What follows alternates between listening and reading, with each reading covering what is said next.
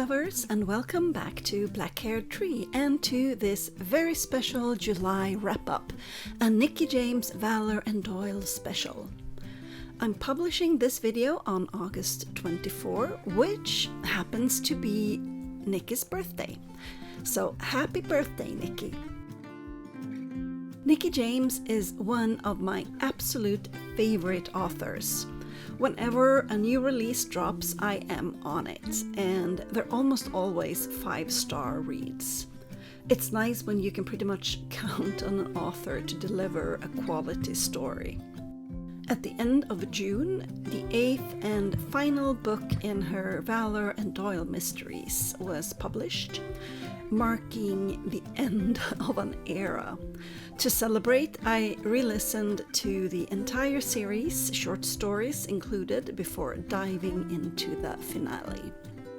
Nicky also hosted a giveaway of a signed copy in her Facebook group.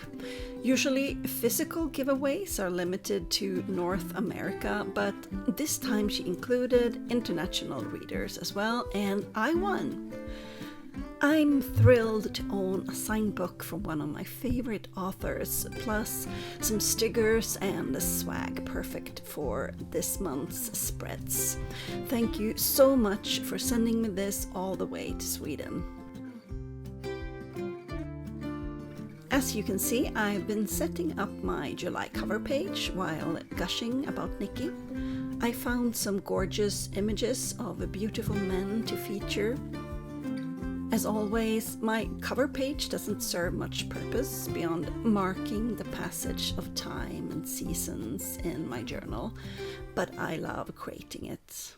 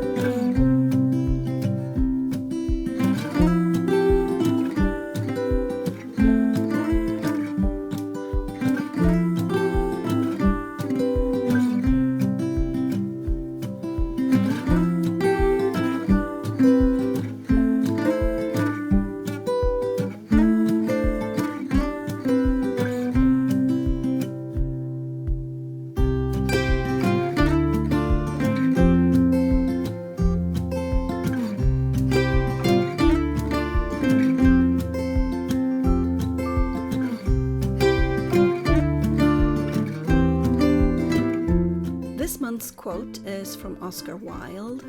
"The truth is rarely pure and never simple."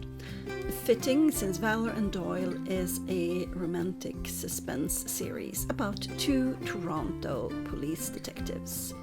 Quick note here, this video contains spoilers for Valor and Doyle's relationship as it develops, but I won't be spoiling the actual cases or mysteries.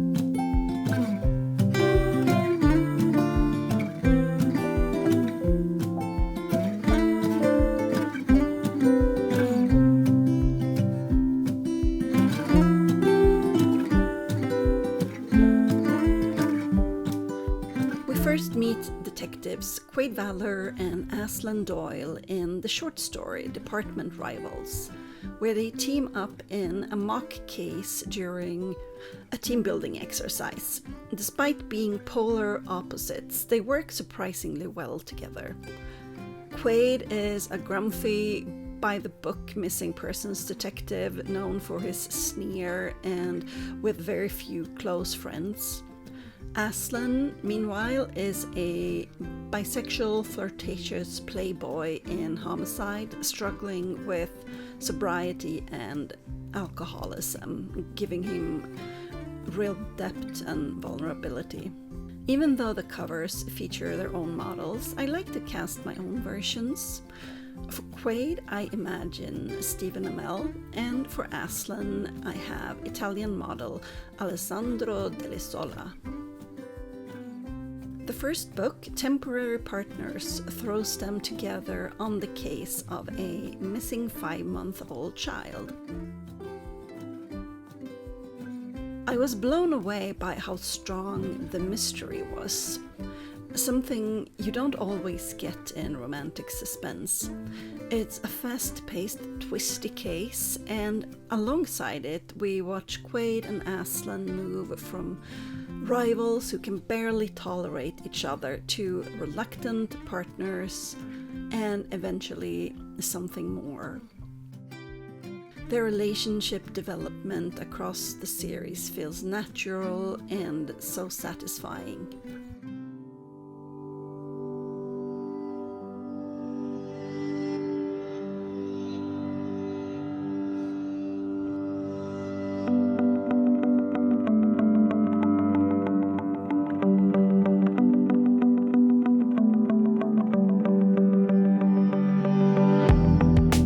Book 2, Elusive Relations, takes a darker turn. Aslan and his partner Torin are called to a homicide scene where the surviving victim happens to be Quaid's ex, Jack, the elusive, cheating boyfriend we already dislike from book 1. As Jack is unconscious for most of the book and Quaid has some insight into his lifestyle, Quaid is brought on board to consult, sort of. It turns out Quaid knows nothing about the true Jack. Jack's secrets and betrayals hit Quaid hard, forcing him to confront painful truths about their former relationship. Quaid really has a hard time in this one, facing the true side of a person he was in love with but never really knew. But by the end, Aslan breaks his own no attachments rule and asks Quaid on a date. The case wraps up neatly, but the ending drops a bombshell. The reappearance of a missing girl carrying a child's backpack belonging to Quaid's sister Juniper, who vanished 30 years ago, which leads us straight into unstable connections. So, Quaid's sister was abducted when he was 6 years old, and this has in large part shaped his whole life, and he has built his career around her disappearance. Now all this trauma comes crashing back in while he is also trying to navigate his new relationship with Aslan.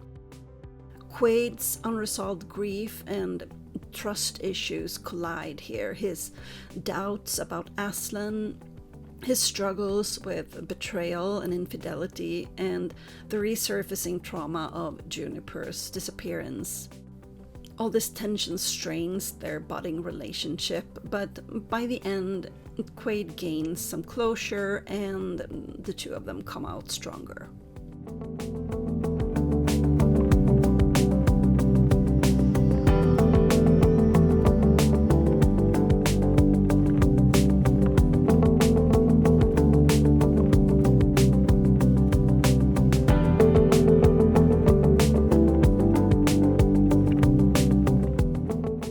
inevitable disclosure, a missing teen turns up murdered, shifting the case from missing persons to homicide.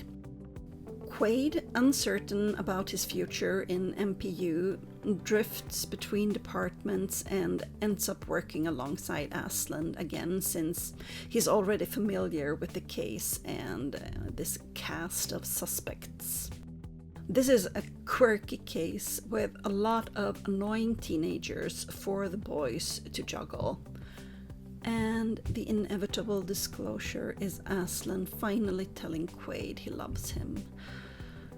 The romance.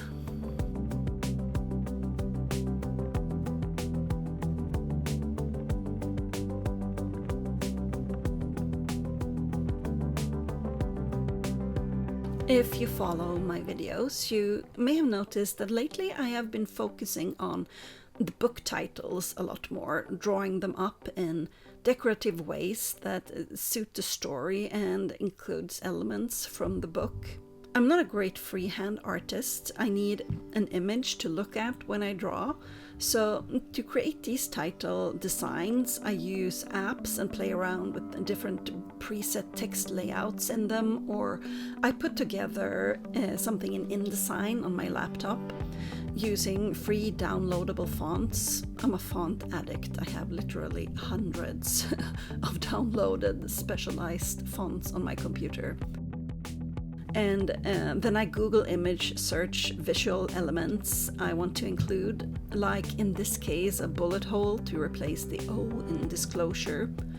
And then I put it all together in InDesign, screenshot it and transfer it to my phone, where I use an app called DaVinci Eye to transfer it onto the page. DaVinci Eye is a bit difficult to explain, but it uses augmented reality where the phone's camera sort of projects the image onto the paper where I outline it to get the proportions right. It's a really useful app for me since it saves me a lot of time and frustration when drawing by hand. It costs a bit and it gives you motion sickness in the beginning, but I've gotten used to it now.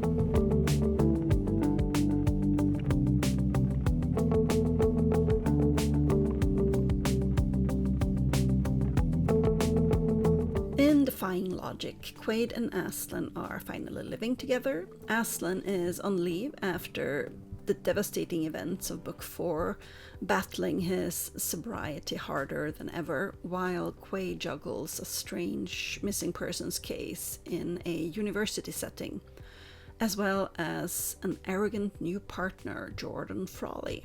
She is cocky, inexperienced, but tech-savvy, and annoys the hell out of Quaid. She is a really great character who Quaid just doesn't know how to handle or to get along with. Quaid's arrogant behavior sure doesn't make things easier.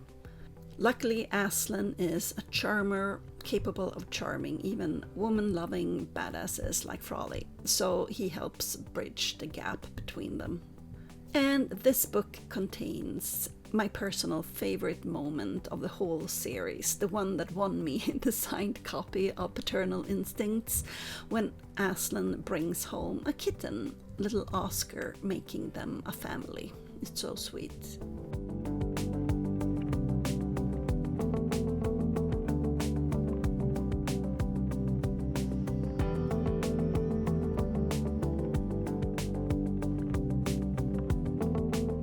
Disrupted Engagement focuses on Aslan's hilariously doomed attempts to propose, while Quaid's insecurities rear their ugly head. To make things worse, Quaid has to go out of town to work on a serial killer case. The police are digging up bodies in a field off a property that has belonged to a series of questionable characters. For most of the book, I was so caught up in Aslan's struggles of making the perfect proposal that the mystery took a bit of a backseat. But they do end up catching a serial killer as well as managing to get engaged. So, yay for that.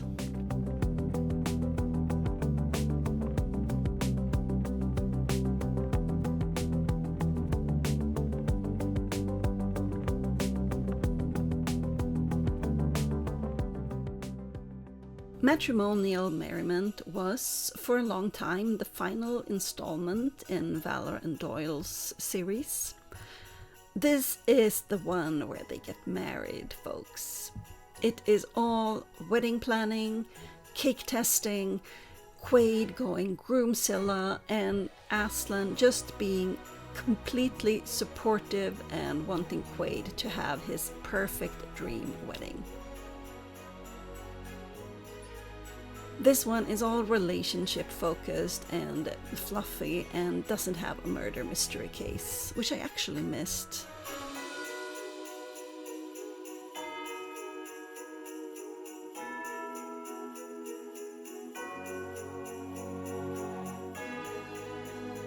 And then Nicky decided to drop a final installment in the series, Paternal Instincts. This is the one where they have a baby, you guys. And there is a case to solve, so I'm happy. This one is pure fan service, packed with everything fans of Valor and Doyle could possibly want.